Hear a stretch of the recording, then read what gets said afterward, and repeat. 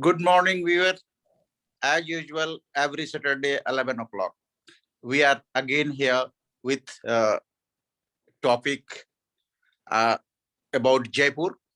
And our speaker, Ajay Singh Rathore, who is well-known regional level tourist guide of Northern India. Ajay Singh Rathore is a personality who worked with CEO of different companies from the world like Lenovo, Dell, Volvo, Air France, Lufthansa, Suzuki, like that dozen of CEOs.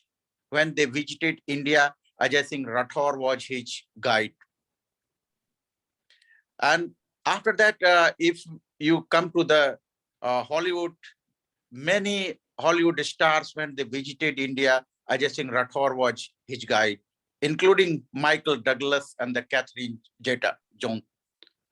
So like that, Ajay Singh Rathore is the well-experienced, well-known regional level tourist guide of the North India.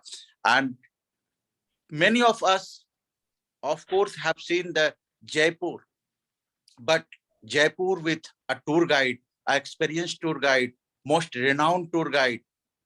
When you will see, you will watch this webinar, you will feel that how a guide can change your journey. We, all the tourist guide, are trained by Ministry of Tourism, Government of India. And this webinar is initiative of Ministry of Tourism, Government of India. And we are very thankful to Madam Rupinder Bararji and the team who is working behind curtain, Motosi ma'am, Firozji, and the several who are working here. So that we tried always our best to bring you the best speaker, and we always try to show you the best destination with tour guide. So today's speaker is Ajay Singh Rathore, and Ajay Singh Rathore also, is a personality who also worked with the Lutyens Trust and the 57 architect of the Lutyens Trust when they visited India. And then the President of India, Honorable Pratibha Singh Patil ji, when she invited 57 architects to the Rashtrapati Bhavan on dinner, so Ajay Singh Rathore was also in that team. So we feel proud always that Ajay Singh Rathore is our colleague and who is speaker today for this beautiful webinar. So Ajay Singh Rathore ji, now the stage is yours. Come forward. Well, thank you very much, Dr. Saab. It's an absolute honor for me to be on this prestigious forum.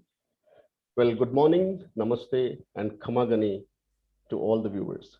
First of all, I would like to thank and congratulate Assistant Director General of Ministry of Tourism, Madam Rupinder Bararji, for organizing this amazing, wonderful web series of presenting different tourist destinations of India under the banner of Dekho Apna Desh and celebrating Azadi Ka Amrit Mahotsav. Well, it's a great initiative, and I hope by getting into these webinars and by seeing these videos and these talks, many people will get attracted to these destinations that we are presenting here. And a heartfelt gratitude and thank you to the August Assembly of intellectual viewers who are joining us in today's episode. So without much delay, I'm going to do this presentation. My presentation today is about my own hometown, Jaipur, the pink city of India. So I'm not trying to be very biased when I talk about my city, but people call, oh, Ajay, you talk a lot about your city. And of course, why not? I'm proud to be the resident of Pink City, which is one of the most fascinating cities of our country. Jaipur has a lot of diversity. It's an amalgam of history, art, culture, cuisine, nature, architecture, and many more. When you walk through this city, all your five senses, sight, sound, smell, touch, and taste gets activated. Jaipur is one of the most colorful city, a true kaleidoscope of colors and a cacophony of celebrations. Today, we will try to touch many different facets of this lively city, of this lively town, which will create interest in visitors' mind to come and experience it. So let's begin with it. To begin with, let's dwell into the history of Jaipur. Without knowing the history, we are like not really connected. We are not really connected with the city. So the history of Jaipur goes back a long way. See, Jaipur is the second capital of the mighty Kachawa rulers of Amber. And Amber is written in like in English Amber, but in local slang, we call this Amer, Amer. So Jaipur is the second capital of the mighty Kachawa rulers. And Amber lies like 7 kilometers, 7 miles north of Jaipur. So who are these Kachawas? Where did they come from? The Kachawas are Suryavanshi Kshatriyas in Rajput clan. Rajput literally means son of kings, a name which philologists have traced back to the Vedic age when caste system was in process of formation. And mythologically speaking, these Rajput claims to have descended from three different dynasties: sun, moon, and fire. Suryavanshis, progeny of sun; Chandravanshis, progeny of moon; and Agnivanshis from fire. Kachawas are Suryavanshis. And to be more specific, they claim their descent from Kush, one of the twin sons of Lord Rama, the hero of Ramayana. So these Kachawas got migrated to Rajasthan from central India, a place called Narwar near Gwalior in Madhya Pradesh. I'll try to help you with the help of a PPT, a screen, that how they traveled, where they traveled from. So I'm bringing a small presentation on the screen.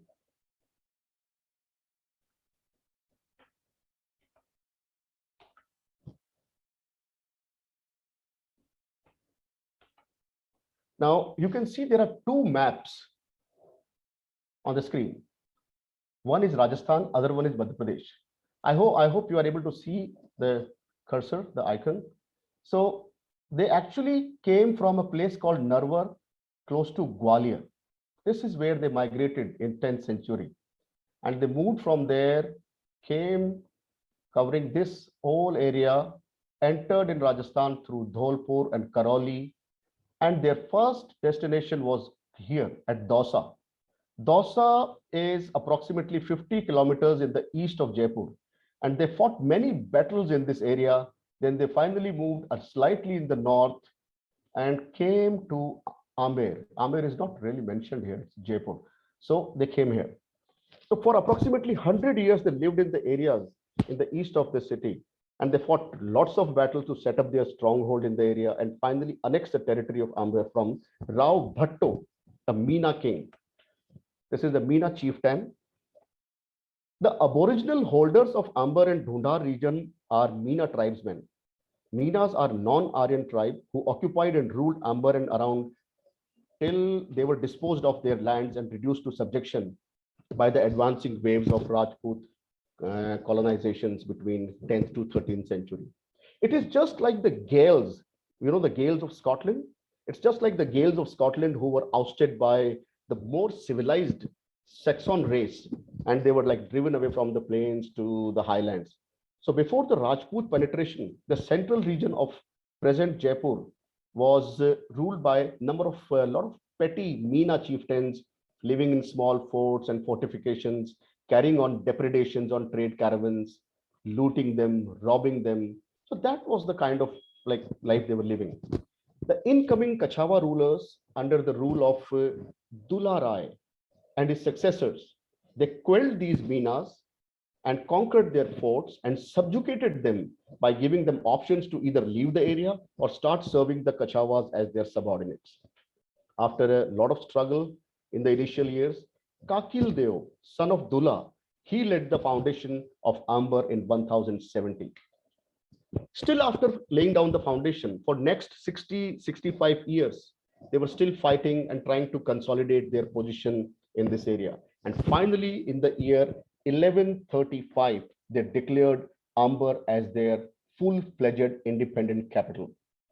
Now, when we talk about Amer and Amer rulers and Amer Maharajas, two of the mightiest rulers of Amber were Man Singh, the first, and Mirza Raja Jai Singh. On the left, you can see Man Singh Ji. On right, you can see Mirza Raja Jai Singh Ji. Both of these kings were great administrators with unfailing political power and an inborn power of leadership. Most of the present day Amber Fort was commissioned by these two great rulers. Man Singh, he was a great administrator, statesman, warrior, commander, and he raised himself to the rank of chief commander in the Mughal army. And under his leadership, imperial armies made campaigns as far as Kabul in the west and Bengal in the east. Mirza Raja Jai Singh too held some of the highest positions in Mughal court, and under his command, 3 sieges to Kandahar were made. So, like, they were amazing rulers. But towards the later year of Mirza Raja's rule, relations between Amber kings and Mughals started to get bitter. One of the reasons was, since the reign of Akbar, Mughals always had an ambition of annexing the Deccan. They wanted to go and rule south. Northern area they actually captured, but they were still not able to put a strong foothold in Deccan. And they had very petty or little success in Deccan. So in the same link, on one of the occasions, Aurangzeb had instructed Mirza Raja Jai Singh to march towards Deccan and punish the great Shivaji and the Bijapur king. But the Rajput ruler did not honor Aurangzeb's call, and that's where they lost faith in each other. Mirza Raja passed away in 1667, and the next 32-33 years phase had been a very dark period for these Kachawa rulers, for this Kachawa race. There was no strong leadership, more taxes were imposed on them by the imperial authorities, and fast reducing military power has really shaken them. In the year 1699 AD, a young lad, just 11 years of age, came to the throne of Amber, and this was Jai Singh II, later known as Savai Jai Singh, the founder of Jaipur city. Which the accession, this is like Savai Jai Singh Ji, the founder of Jaipur city. Well, with the accession of Jai Singh II, the history of Jaipur enters a new age. After 3 decades of unrest, family fortunes and prestige had sunk, and future looked very gloomy and hardly any promising with a boy of just 11 years of age on the throne. And by this time, his army got reduced to mere 1,000, just 1,000. Imagine, what can he do? But Jai Singh was a youth of grit, and the glory of Kachawa royalty was retrieved by the genius and brilliance of Savai Jai Singh, and raised the name and fame of to an greater, even loftier pitch, much higher than that of the great man Man Singh and Mirza Raja Jai Singh. He was conferred with the title of Savai, that literally means 1 1/4, or quarter times more superior to his contemporaries.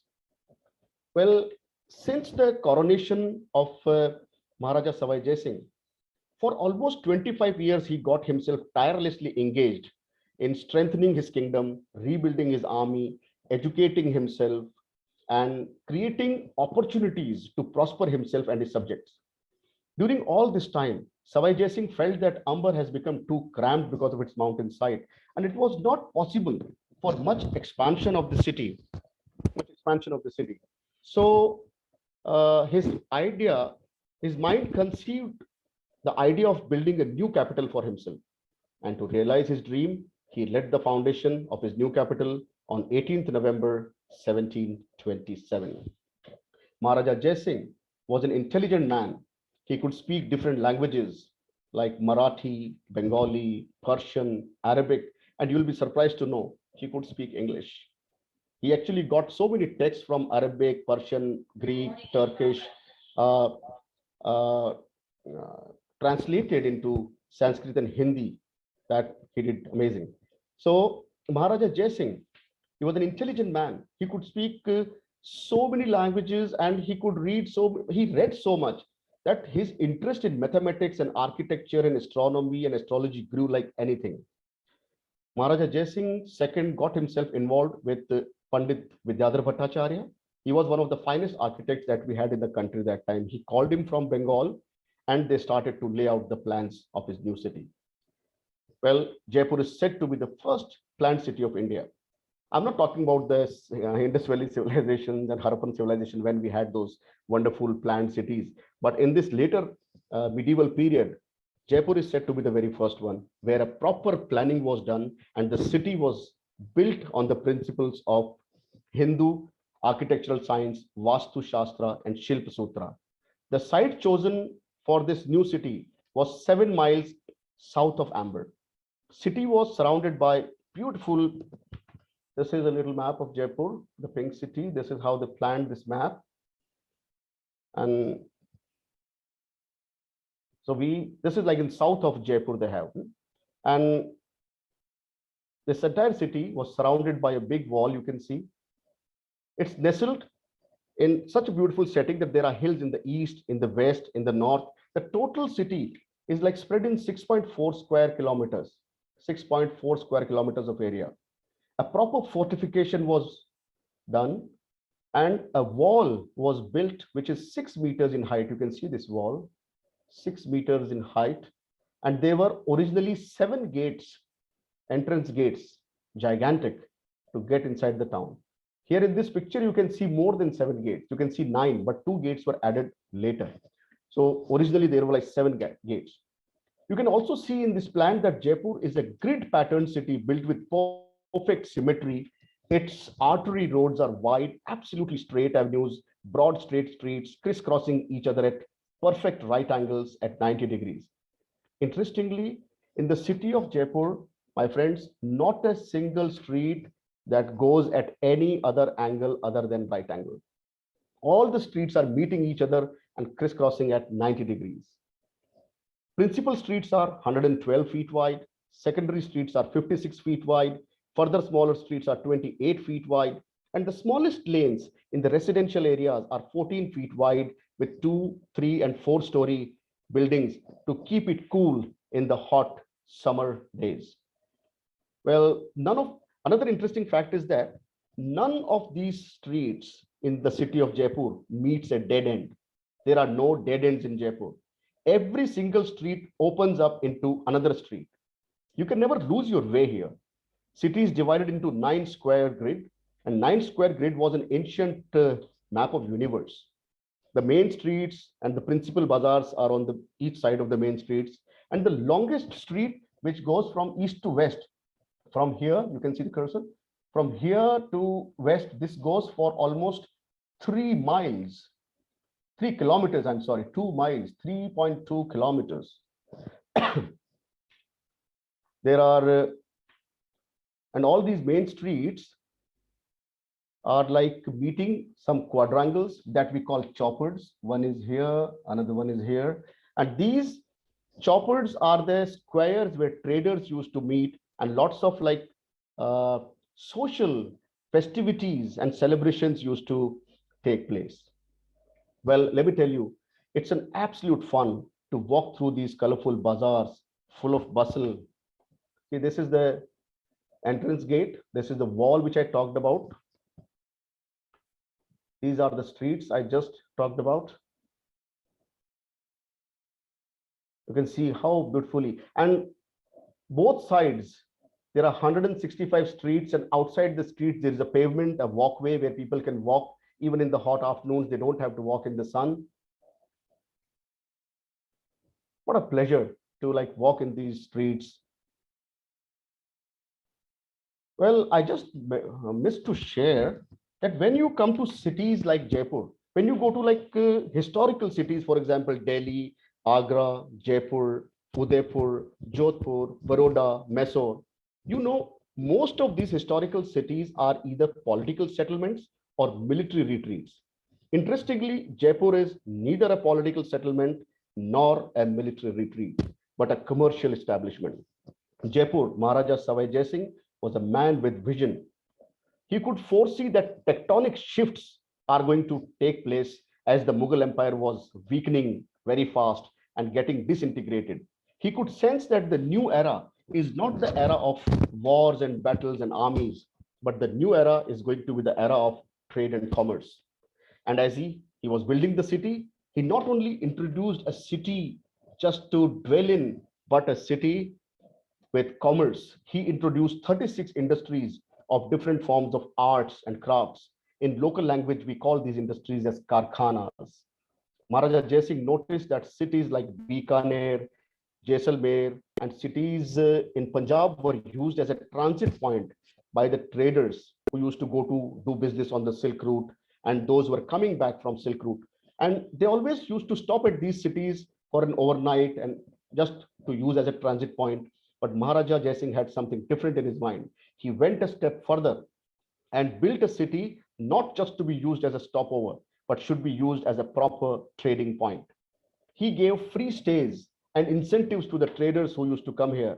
And even he invited bankers, traders, merchants, commerciants from different parts of India and overseas to come and get settled at the most premium locations in the city and set their industries in Jaipur with the royal support.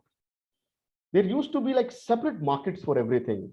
Let's, for example, for different commodities, like there was a lane for jewelers, there's a lane for fabrics and textiles, there's a lane for spices, there's a tailor's lane, there's a shoemaker's lane, there's a confectioner's lane, a lane for coppersmiths. And this is how meticulously they did this arrangement. See, I remember I was in my like early teens, and once I was going through one of these streets, which was like jeweler's lane, and it was written, the street was called Jori Bazaar. It was written jeweler, Jori, jeweler, all different names were written in the shop. And I was there with my father and an uncle who was in this business. So I asked him, Dad, how many jewelers are there in this city? Everywhere it says jeweler, jeweler, jeweler. And my uncle interrupted and he said, Ajay, pick up a stone from the street, throw it in the air, and it will end up falling on the jeweler. So that kind of like people were invited to come and do, that number of people were come, like invited to come and do business in this city.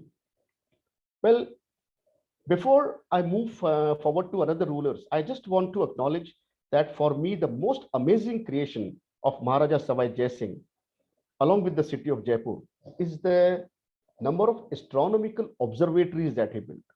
I will dwell into these astronomical observatories later when I'll talk about the monuments. So I mean to say, Jai Singh, Maharaja Savai Jai Singh II gave real pace to the growth of the town, and it was further taken on the heights by another remarkable king of Jaipur, Maharaja Ram Singh. Look at his picture, how stylish he was. Looking at his glasses, don't you think he looks like Sir John Lennon? So he was the one who took Jaipur on different avenues and higher avenues. Maharaja Ram Singh II's era I called as the era of progress for Jaipur. And like he was the one who actually, Jai Singh ji built the city of Jaipur, but he's the one who actually modernized the city of Jaipur. He was the one who taught his subjects, the people of Jaipur, something very important, right to humanity, Manavta ka Adhikar. He built hospitals, schools, colleges. He built a hospital called Mayo Hospital in Jaipur, which is now known as Mahila Chikitsalaya. It is just opposite the Sanganeri Gate. He took leading part in laying the foundation and development of Mayo College. He was a very good friend with Lord Mayo. This Mayo College is in Ajmer, a college for keeping in mind the future kings and princes and nobles who can get educated there. So most of the work at Mayo College was also done under his patronage. He connected Jaipur city with major cities through rail network, road network. First pipeline in Jaipur came through during his time. He was the one who introduced the first camera studio. He was a very avid photographer also. He was really interested in taking pictures and getting himself photographed.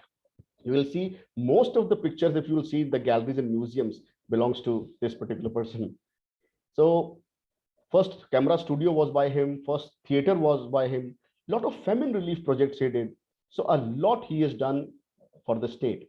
It is also said that during his lifetime, more than 20 dams were constructed in different parts of Jaipur district. You know, Rajasthan, it's a dry state. And we are always very obsessed about water. When will be the monsoon? How good is the monsoon is going to be? And this was Ram Singh, who knew that water is the lifeline of people. And he did bring around 20, 25 different dams in the Jaipur district just in his lifetime. And something very important and most notably that he has done, he is the one who gave Jaipur the pink color in the year 1876. It was when Prince of Wales visited Jaipur, Maharaja Ram Singh ordered the city to be painted in pink in honor of the prince. But now this color is not exactly the original pink, but it is more terracotta pink. And I've done a new nomenclature to it. I call it salmon pink. So this is how like the pink color was also given by him. Well, after Ram Singh ji, if I talk about another Maharaja, that is Man Singh, Maharaja Man Singh II. Like he was a modern age Maharaja, I would say.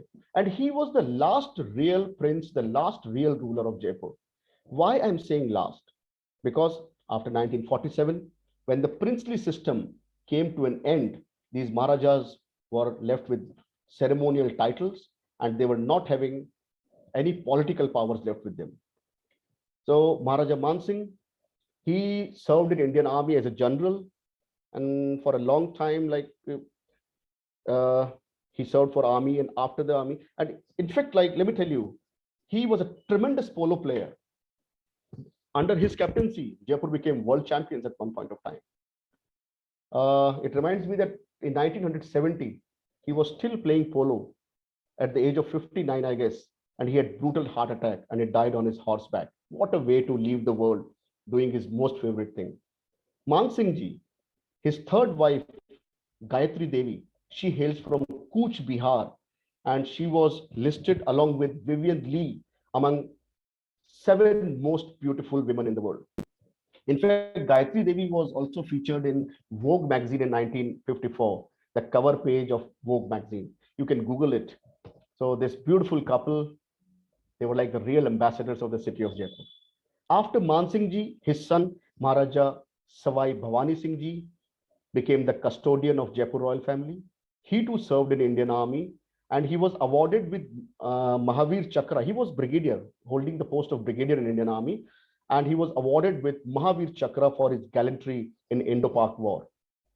After his demise, he adopted his grandson, Savai Padmanabh Singh, who is son of Princess Diya Kumari ji. This is Princess Diya Kumari, daughter of Maharaja Savai Bhavani Singh ji, and her son, Padmanabh Singh, what a handsome chap. He is presently the present custodian of the Jaipur royal family. And these are the people who are taking the legacy of the Kachawa family ahead in the most dignified manner. So this was a little introduction about the history of Jaipur and the different Maharajas. Now, let me talk something local about Jaipur. See, I told you that the topic which I've given, the heading that I've given to this webinar is Big City, the cultural and festival capital of India. So I'll talk about that. Now, we, the Jaipurites, and Jaipur city are also called Jaipuria. Jaipur, yes, Jaipur is also called Jaipuria. And there is a very old saying, कि जगत में आकर क्या किया जो ना देखा Jaipuria. Very interesting. There was an overseas traveler called Rosito Forbes who visited Jaipur in 1930, and she said something similar. I have to read it from here. Everyone who can possibly contrive it goes to Jaipur. There is no other place quite like it. So that's what she wrote. At the same time, people of Jaipur, we are very lively people, and we are ever ready for celebrating various number of fairs and festivals throughout the year. Entire city is so beautifully decorated and culturally soaked into these festivities. Let me check my slide. Well, I'm missing a slide of Diwali festivals. Okay, not a problem. So I was talking about Diwali. So Jaipur is perhaps the most beautifully illuminated city on the occasion of Diwali. Dashara and Diwali celebrations last for almost a month in the city. That also includes 9 days of Navratri celebrations. Diwali time is pedestrians' delight, as there are traffic restrictions in the walled city. In the evening, you can't take your big cars inside the city. It is just for the pedestrians, and you can take a stroll with your family, friends, loved ones, and enjoying the beautiful lit up pink city. Holi, very boisterously cheerful, is enjoyed with equal fervor and enthusiasm. We play Holi with very special color balls, which are only made in Jaipur. And these color balls lacquer are made out of lacquer. Lacquer we use for making the bangles, you know. So we have lacquer balls filled with different types of color powders. So originally these color balls were made only for the royal family, but now we all have access to these color balls. You go to this very interesting, colorful market called Maniharon Ka Rasta, the Rasta of the lane of the bangle makers.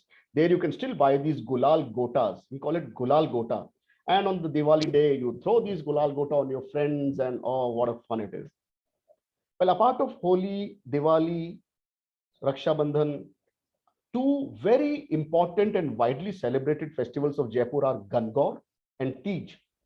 These two festivals are mostly popular among the women population of Jaipur. And of course, in Rajasthan, entire Rajasthan celebrates, but Jaipur is something special. Jaipur's Gangaur festival is famous world over. We receive huge number of overseas guests also during this time. This festival is celebrated in the month of March or April as per the Hindu lunar calendar. It is never on the same date. Date keeps on changing as per the lunar calendar. And women folk of the city celebrate this festivity with great zeal, enthusiasm, and fervor, and devotion, of course. Overall, it is a 16-day celebration, yeah, which starts on the next day of Holi. And for newly married girls, it's mandatory to undertake this full 16 days of ritual that believed to succeed their marriages. Gangaur, what is this term Gangaur? Gangaur stands for Shiva and Parvati. It stands for Shiva and Parvati. So Gan is Shiva, Gaur is Parvati. Every Hindu household bring Gangaur statues at home and place in their altar, worship for 16 days. Gangaur also marks the end of winters and beginning of spring. It is also the celebration of harvest. This is the time like people, they get their second crop and they have money, they have reasons to celebrate. So this is a festival which like beginning the mark of winter, mark of spring also. So this festival actually reaches its climax on the last 3 days. And these 3 days when the images of Shiva and Parvati are redone with new dresses, specially made for the occasions and decorated like real lively figures. On the final day, celebrations turns into processions, and a royal procession starting from the city palace is serenaded through the main streets of the town. People gather on the both sides of the streets and to witness these idols of the deities and to enjoy this divine royal procession. In this procession, you can see look, you can see these caparisoned elephants are there. There are camels, horses, there are bands. Women are carrying the idols on top of their head. But this is how this wonderful procession goes on. In fact, royal family of Jaipur personally gets engaged in these celebrations. See, this is another one. Beautiful. You can see the facade also at the background. So royal family personally gets involved in these celebrations of Gangaur and Tej. Tej is celebrated in the month of July. Gangaur is in like March, April. Tej is in July, August. And Tej is to honor the union of Lord Shiva and Goddess Parvati. Participating in this festivity, we get to hear devotional songs sung by the ladies dedicated to Parvati, the consort of Shiva. Many gardens, public parks, temple premises are like having lots of swings being decorated with the swings, and these swing ropes are decorated with marigold flowers and other flowers. Giggle and laughter of women, it actually adds to the bustle of the atmosphere. Most savored sweet on Gangaur and Tej is called Ghevar. I hope you must be knowing Ghevar, those who have been to Jaipur. One of the most amazing dessert is Ghevar is a disc-shaped honeycomb patterned sweet made from milk, wheat flour, ghee, saffron, cardamom, and sugar. And then you can garnish it with almonds and pistachios.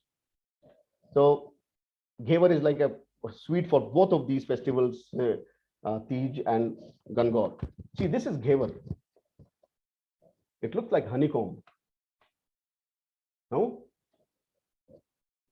So another festival that is very joyously celebrated in Jaipur is on the 14th of January, Makar Sankranti. And it is celebrated in different parts of the country with different names like Pongal and other. So Makar Sankranti, the kite festival, Jaipurs are simply frenzied about kite flying. Entire day, especially this day, 14th of January, the entire sky is full of colorful kites and loud music on every rooftop of the city. Young boys compete each other like very hard to cut each other's kites and celebrate their triumph with a loud roar, with a loud cheer, Vokata. This festival was, it's a very old festival, 150 years ago. And this festival was also introduced by the same Maharaja, Ram Singh Ji, who gave pink color to Jaipur city. Makar Sankranti for Jaipurites is like synonymous of kite. And Maharaja Ram Singh Ji, he actually got this tradition of kite flying from Lucknow. And during his tenure, many kite makers were invited from Lucknow to come and visit Jaipur and to settle in Jaipur.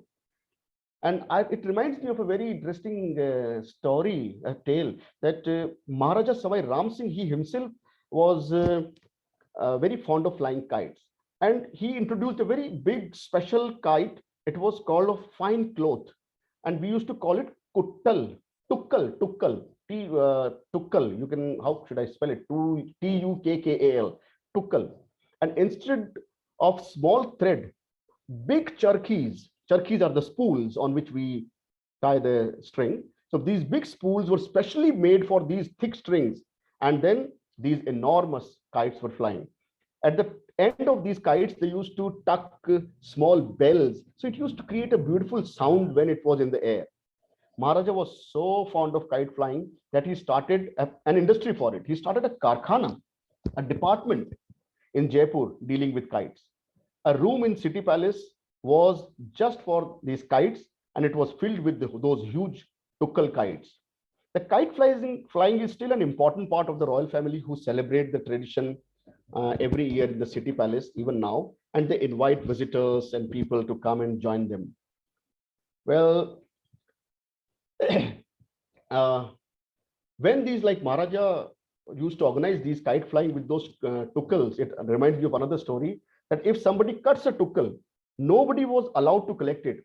They used to have their own horsemen, their guards on top of the horse who used to go and get the tukkals back to the palace. After all, it was Maharaja's kite. How can it be taken by anyone else?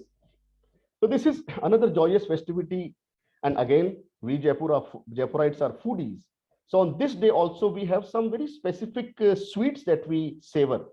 And the most of the sweets are made out of sesame seeds, peanuts, and jaggery. Something like peanut brittle, the sesame brittles. Locally, we call this sweet gajak. This is gajak. These are different denominations of gajak. And they are like til papadi, til patti, and you can see some revdis over there. So most of the base of these sweets are like sesame and til, sesame, that is til, and peanut, mungfali. But there is another very, very famous sweet that is called feeni. Do not confuse feeni with firni of Kashi, Varanasi. Kashi has firni, we have feeni.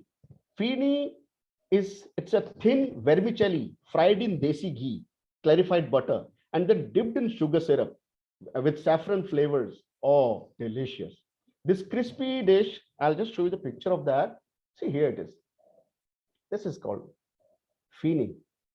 And like this is a sweet one. We have one without sugar also. So those crispy feenis, when served with hot milk, it makes the taste even better. Foodies we are. I want to have one right away. Well, Jaipur isn't only about forts and palaces and these kind of festivals. Jaipur is also known for another festival called Jaipur Elephant Festival. It's a real testament to this that we are not limited to forts and palaces. Elephant festivity takes place in March. These majestic creatures represent Rajasthan's regal heritage. Elephants are beautifully painted and processions were conducted along with games such as tug of war, played by the elephants, elephant football, elephant polo.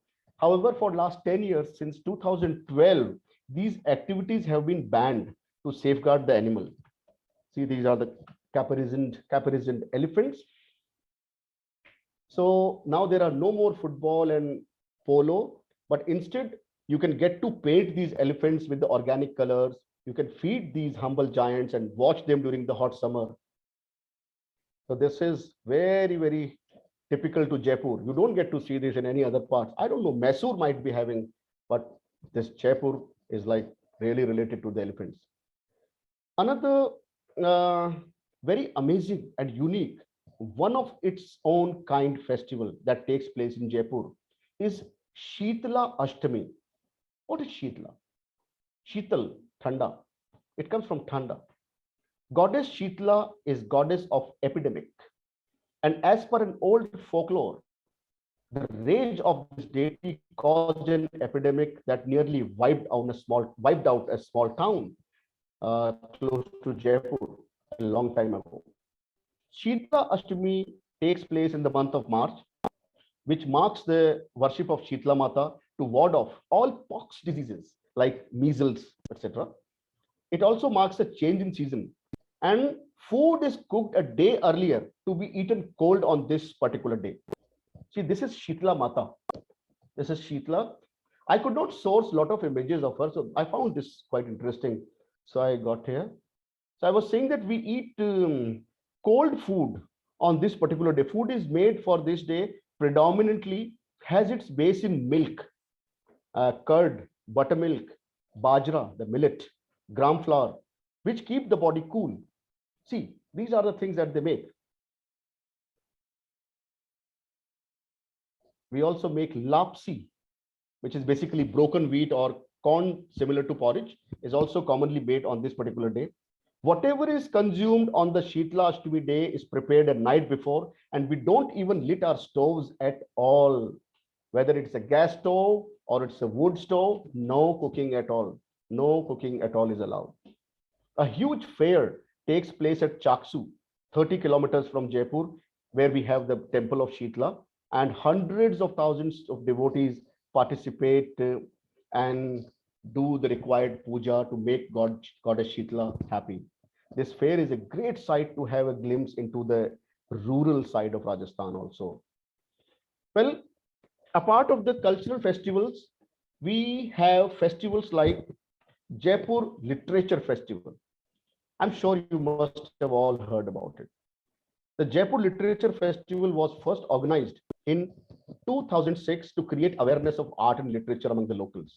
Presently, it is one of the largest literature festival, uh, perhaps in the world. I was about to say Asia, but I say perhaps in the world it is the largest. This festival lasts for 5 days. Book lovers, reading enthusiasts from all over the world participate in it. Well, I would like to take some names because I am almost like a regular visitor to this particular festival. Authors like William Dalrymple, V.S. Naipaul, Chetan Bhagat, Salman Rushdie, Shashi Tharoor, literary giants like Michael Undaye, Tom Stoppard, celebrities like Gulzar, a lot of celebrities from Hollywood, they come and participate in this prestigious festival. We call it JLF in short, JLF. And it's like a Kumbh Mela for the book enthusiasts and for national and international writings. Well, participating in this event is like taking a dip in the ocean of knowledge. So this is how Jaipur has all these festive reasons to welcome you and to host you in my city, in my part of the world, in the Pink City.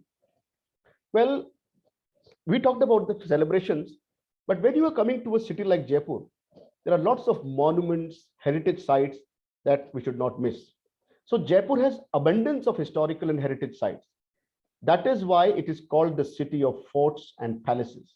And I'm proud to share that my city, Jaipur, the Pink City, is declared as World Heritage Site by UNESCO due to its town planning and its architectural style. Among the most popular places to be visited in Jaipur is Amber Fort, a majestic structure nestled in middle of spiraling Aravalli Hills. Look at this, beautiful. With a what a dramatic hilltop location overlooking the lake. Amber Fort is also, this is also a World Heritage Site declared by UNESCO. It is also classified as a World Heritage Monument and stands among the most visited monuments in the country. When you plan to visit the fort, you have a couple of options to get to the fort. You can either walk up to the fort, or you can take a royal ride on an elephant back, reliving the royal past. Fort features beautiful buildings like Diwan-e-Aam, Hall of Public Audience. This is like on the left-hand side, you can see Diwan-e-Aam. It has got some very beautiful, intricate workmanship in red sandstone. And I've just taken a small glimpse of Sheesh Mahal, Hall of Mirrors. Sheesh Mahal, Hall of Mirror. Beautiful, intricate mirror mosaics. This room looks like a jewelry box. So it's a great place to be visited, a World Heritage Site. And most of the construction, as I told you earlier, were undertaken by Man Singh Ji and Mirza Raja Jai Singh. Well, you see, this is another picture. Just behind the Amber Palace, on top of another hill, is Jaigarh Fort, which served as a garrison fort. This hill is behind the Amber Fort, and that is the facade of Jaigarh Fort. It served as a garrison fort and provided another layer of defense to Amber. What I like most about these forts is the water harvesting system introduced and applied by the engineers of that time. Amber and Jaigarh remained self-sufficient in water. In water harvesting, with rainwater runoff from the local Aravalli range, channelized into small rocky canals and clustered channels for the runs into in the storage tanks. But before settling into storage tanks, water was filtered so that it becomes potable. So how do they filter this water? So this water is collected collected in the cisterns. There are lots of cisterns made, and from those cisterns, when it finally goes into the big reservoirs, it goes through 3 filtration systems. First, it goes through sandbags, then it goes through coal, then it goes through gravel, and lastly, there are silt traps to make sure if still there is any mud or debris are left. And this is the pure filtered water. Even today, we do filter water with the help of like coal and everything, these things. So this harvested water is stored, and this could be used for as long as 6 months in the time of drought and famine. How big are those tanks? Just imagine where they store this water. There are many. There are 5 in Jaigarh Fort, and there are a couple of those in Amber Fort. So these water, I'll tell you the size of one. The largest tank is 160 feet long, 140 feet wide, and 40 feet deep. Just imagine. I love the system. These were ingenious people who did this wonderful water harvesting system and filtration system. On the right hand side on the screen, you can see there is a huge cannon. This cannon is in Jaigarh Fort, and this also is known as the largest cannon in the world. The weight of this cannon is almost 50 tons. It was only once fired with the charge of almost 100 kilograms of gunpowder, and the distance it covered was almost 35 kilometers. It is said that the projectile fired from it made a small lake at the place where it hit. So we have one more fort, another hilltop fort is called Nahargarh Fort, which was built later for the defense of Jaipur. But more visited monuments, like apart of Amber Fort, Jaigarh Fort, and Nahargarh Fort, City Palace. This is City Palace. Look at the lovely 7-story building. This is the royal residence where the present royal family still resides, in a beautiful 7-storied building called Chandra Mahal. Part of the palace is converted into a museum back in 1959. And this museum displays some beautiful textiles, costumes, robes used by these Maharajas and Maharanis in the bygone era. It is a lovely collection of arms and weapons. One of the largest crystal chandeliers in India, it's right here. And these all come from the private collection of the royal family. And this building, it's actually a gem of like Indo-Islamic style of architecture. I was supposed to have one more picture of a building called Mubarak Mahal, which was the last addition in City Palace itself. And that was in 1899. That has a beautiful amalgam of Hindu, Islamic, and Oriental architecture and Victorian architecture. So some of these buildings are so beautifully done. Well, one of the most iconic structure of Jaipur is this Hawa Mahal. Undoubtedly, the most iconic structure of Jaipur, and is also the most photographed, most featured, and most published facade in the country, built back in 1799 for the royal women. Back in those days, uh, women used to practice veil system, parda system. We call it ghungat. So ghungat was very much prevalent, and life for the royal women was very much restricted within the walls of the palaces. So the illustrious Maharaja Savai Pratap Singh Ji built this amazing five-story palace with 365 windows and more than 900 screens, from where the women they can see outside without being seen themselves. They can witness those royal processions, wedding colorful market activities. So this is one of the most iconic structure of Jaipur. And when Jaipur is like talked about, this is the picture like mostly you'll come to see. Now, I want to give a brief idea about the most unique site of Jaipur and perhaps the country, an astronomical observatory, Jantar Mantar. See, this word evokes magic, Jantar Mantar. What does it mean? I guess it means instruments for measuring the harmony of heavens. That's what I would call it. So this is the astronomical observatory, another World Heritage Monument in the city of Jaipur. In fact, this was the first World Heritage Monument of Jaipur city. And this was again built by the illustrious founder of Jaipur city, Maharajas Savai Jai Singh. He was a keen astronomer and astrologer, and he built 5 observatories in India. And the one in Jaipur actually dwarfs all the other of its time, and even before its time. What impressed me the most is when Maharaja Jai Singh was building the city of Jaipur and these observatories in India. India was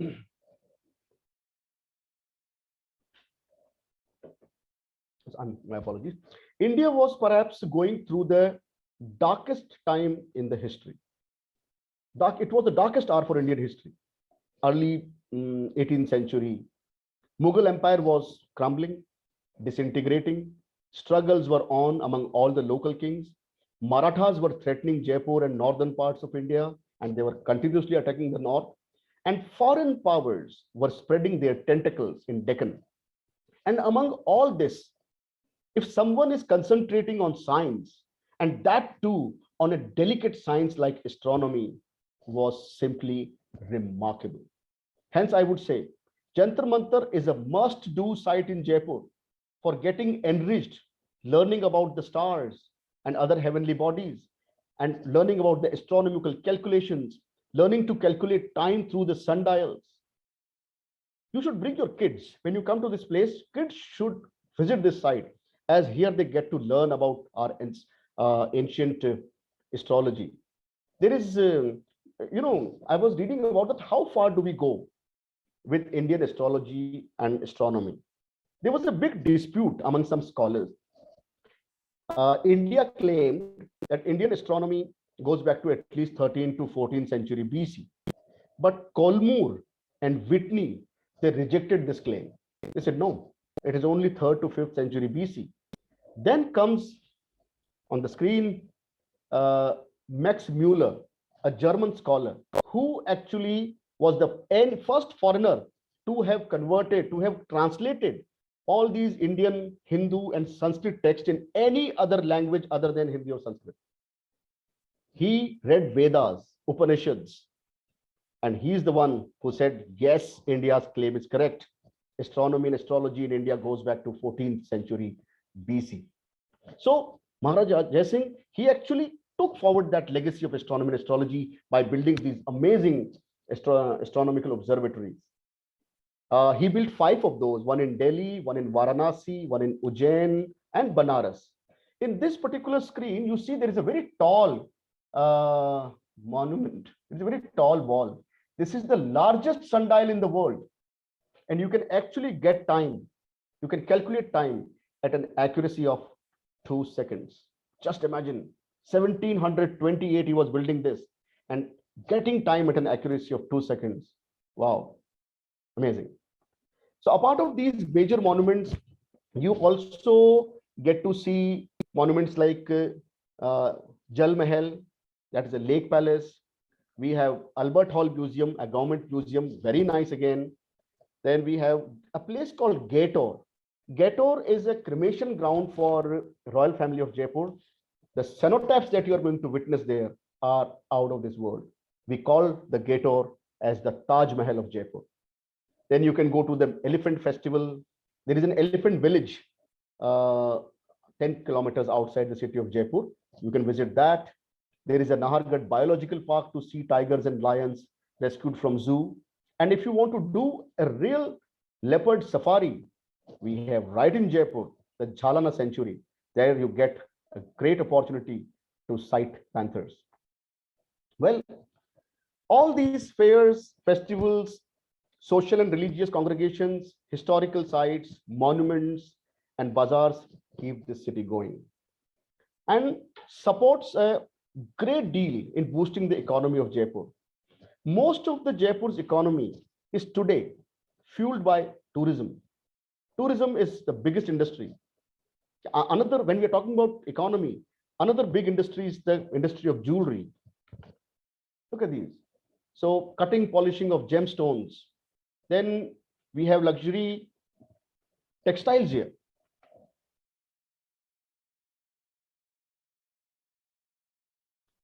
These are like bagru prints, tie and dye. So Jaipur is additionally rising as a promising world outsourcing town. We outsource a lot of people, and Jaipur has been ranked number 31 among the 50 rising world outsourcing cities. As per the international magazine Condé Nast Travel, Jaipur is the seventh largest, therefore is the seventh best destination to visit and to live in. It's known as shopper's paradise. As I said, Jaipur is known for lapidary work. It is the lapidary capital. It is very big on textiles. It is very big on these. Look at these beautiful rugs. Look at these bangles, Mojdi shoes, blue pottery. So there are reasons for you to come here. And how can I miss the food lovers to be lured and enticed to come to Jaipur? Friends, Jaipur is an absolute paradise for foodies. Jaipur has variety of delicacies to offer to all the groups, vegetarian, non-vegetarian, and especially for those who love sweets. In the list of foods that Jaipur serves, in my list, number one is like dal bati churma. So in my list, it is like dal bati churma, the signature dish of Jaipur. It's a vegetarian's delight. Batis are baked wheat balls and like wheat flour dumplings, which could be fluffy plain, or it could also be stuffed with potatoes or spices, dry fruits, also sometimes a sweet stuffing with mawa sweets, and it's like condensed milk and soaked thoroughly into the clarified butter. And how to eat it? Crush the bati in crumbs, mix with lentils, dal, add more ghee, and wow, yummy. I love it. Don't use a spoon, use your hands. You know, when you go to buy a piece of cloth for yourself, you feel the texture of that cloth. Then why not feel the texture of your food? We use our fingers. Desserts that follow that dal bati is called churma. Churma is from wheat flour or chickpea flour mixed with pistachios, almonds, and roses and dry fruits of your choice. In the Shravan month, you know Shravan Bhado, the monsoon months. In the Shravan month, I mean, just in 1 month, there are more than 20,000 goats in Jaipur. What is a goat? Goat means it's a meal one savors seated on the ground cross-legged in the temples or at religious feasts and social picnics. So generally organized it in the temples. Some of the temples have bookings for over 2 to 3 years. You really have to be quick enough to reserve these places. Otherwise, the place is taken by someone else and you miss it. So we have lots of goats in the months of Shravan and Bhado, in the monsoon months. And so the vegetarian dishes, apart of dal bati churma, I would say Rajasthani gatta, Govind gatta, झोल वाले आलू, लहसुन की चटनी, बाजरे की खिचड़ी, आम की लौंजी, मिर्ची के टिपोरे, रावत की प्याज की कचौरी, एलएमवी की राज कचौरी, ये लिस्ट चलती जाएगी. It's a huge big list. So coming to Pandit ki kulfi, all these are. And for non-vegetarians, there are a few things. The signature dish for non-vegetarians is, I would say, it's lal mas. It's mutton cooked in red gravy. Then we have kachri chicken. Kachri is a wild cucumber which serves as a tenderizer. मुंह में डाला, घुल गया. It's delicious. Then we have jungli mas, where we use like the whole spices. We don't really crush the spices. When these Maharajas, they used to go for these wars and battles, they were not having all those huge kitchens with them, just the basic ingredients. And there they used to have this jungli mas. They used to cook it for themselves. And that was quite a delicacy. Then we make safed mas. It's a like lamb again cooked in without the red chili. It is only having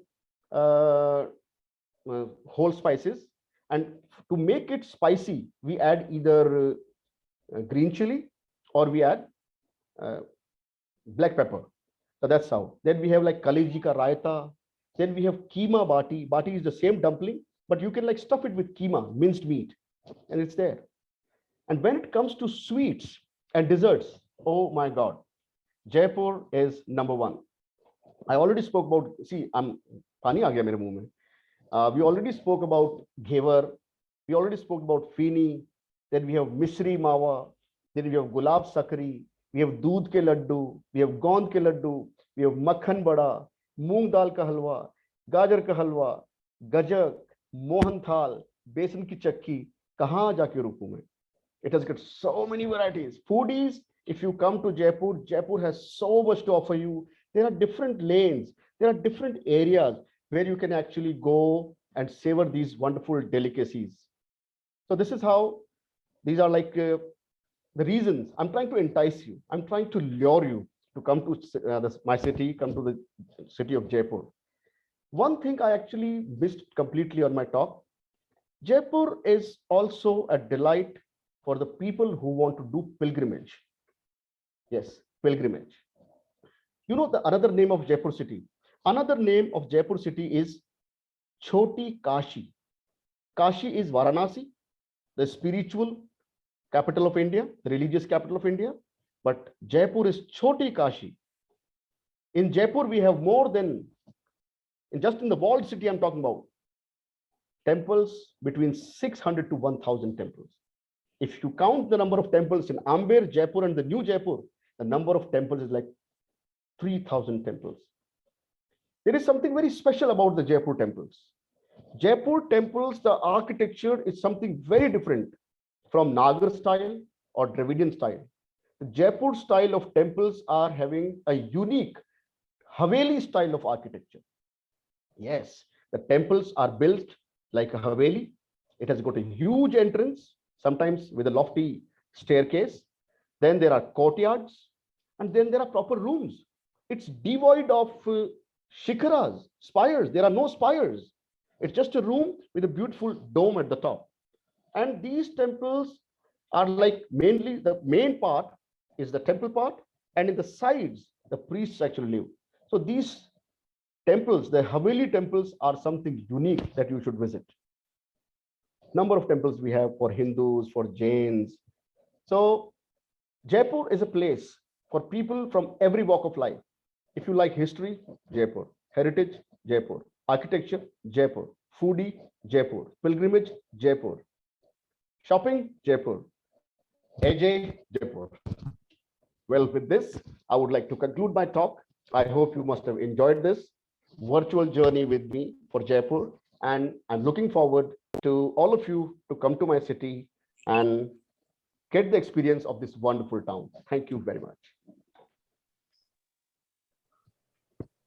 Thank you, Rathod sir.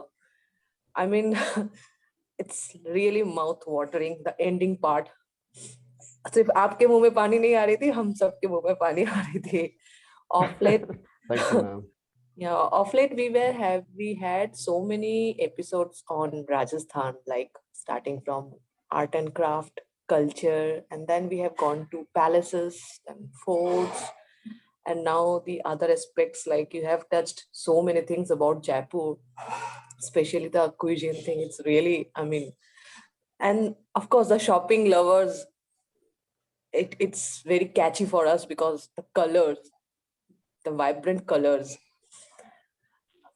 So thank you very much, sir. Thank you very much for giving us so insight information about Jaipur exclusively, and presenting it in a beautiful way with so colorful pictures. It was amazing. It was really a very, I mean, soothing to listen to you today. Thank you very much, Well, sir. ma'am, thank you very Actually, much, Ajay ji, Motushi ma'am. what we have realized that Jaipur is not only famous for monument. There is a rich history behind, the whole Jaipur. Cuisine, what you have shown us, oh my God, it was really mouth-watering. Thank you, sir. Festivals, list of festivals, and also lovely people. As you mentioned, Yeah. very good bond between Kasi and Choti Kasi. Both cities are, the known for the temples. In Kasi, in Varanasi, once there was 8,500 temples. Now Yeah, I know even, that. Yeah. yes, now even 3,500 temples are the live temples in Varanasi, in Kasi. But the same time, if you see thousand of temple in old city of Jaipur. So that's why the Kasi and the Choti Kasi. And आपने इतना बेहतरीन presentation दिया कि लोगों को केवल ये नहीं लगा कि केवल जयपुर में मॉन्यूमेंट है, जयपुर में मॉन्यूमेंट के अलावा भी बहुत कुछ है। आप अपना कम से कम 1 सप्ताह तो बिता सकते हो जयपुर में। आप लोग जब भी जयपुर जाएं, अजय जी वहां हैं, अजय जी आपको खूबसूरत शहर जयपुर दिखलाएंगे। अगले सैटरडे तक। So there is a question. There is a question in the Q&A section. Pavanji has asked, "Sir, tell me something about the Patrika building, if I'm not wrong." See, Patrika building is also one of the 51 forts and palaces which we had in Jaipur. You know, when we say Jaipur is a city with forts and palaces, there were 51 in total, and Patrika is one of those. Okay. So it was like it was given to the authorities of the Patrika long back, but earlier it was part of the royal family. It is on the JLN mark, and it's a beautiful structure, very robust looking building. Yeah. Okay. So I think for Pavanji, your query has been touched, and you have got the reply from Rathore sir. So now we have come to the end of the session, and it's like, thank you, Ajay sir. Thank you, Rathore sir. Thank you, Firoz ji, our technical team, and जुड़े रहिए हमारे साथ और देखते रहिए देखो अपना देश और दिखाते रहिए. So be a part of our this drive, देखो अपना देश, and we will continue it. So next episode we are coming with something very interesting about traveling, especially for the youth. How you can travel and how you can discover more about yourself, because traveling is something which not only make you feel happy, it helps you in knowing about yourself also. So how you can make more use of it, we are going to listen in the next session. So till then, be safe, put your mask when you step out, use sanitizer, wash your hands regularly, and please maintain social distancing. And for now, please enjoy your weekend. Tata.